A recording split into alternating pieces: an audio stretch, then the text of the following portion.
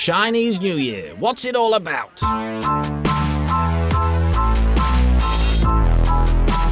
Let's explore together. Now, obviously, Chinese New Year is a multifaceted thing with many depths and layers and such. But for my lad and I, the things we really like, it's the fireworks. They come in all shapes and sizes, of course, but there are some standards that you'll hear and see and notice used around Chinese New Year. The box of the high altitude, loud banging type, the round spiral of the millions of firecrackers type, and then everything else, larger and smaller, more or less colourful in between. But it is a constant presence. You don't get away from the pops and bangs, not the whole time you're there, at least not for the 5 days that I was there this time around. We took ourselves out into the bamboo forests to visit the tomb of my father-in-law and to carry our wishes for him up to the heavens via the medium of smoke and noise.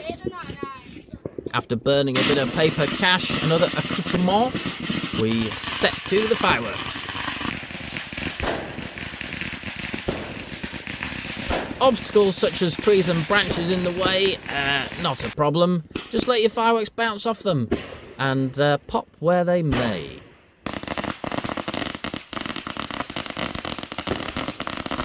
I must say it's a far more fun and joyous affair to commemorate and remember loved ones this way than the solemn, sombre versions I've seen back in Blighty.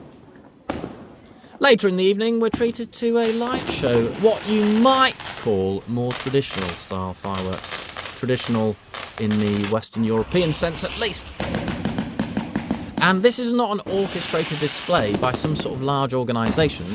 This is just the individual families of this small town setting off whatever they'd seen fit to invest in. And some of the fireworks are truly impressive in their scale and scope. Some of them, not so much. But a lot of fun. Coming in all sorts of shapes and sizes, from small guns to humongous guns. And, of course, the humble Roman candle. But from what I remember from my youth, they weren't quite as vicious. But perhaps that's the lack of health and safety, and nobody telling me where to stand, and the surprise as the Roman candle takes up 3 times as much room halfway through without telling you or warning you. And there's a very telling linguistic quirk of the Chinese language, which is that the verb that collocates with fireworks is play, which to English sensibilities is rather amusing nonetheless. Anyway, Uncle decided to come out and treat us with a heady mixture of light and sound and danger with the Gatling gun style firework.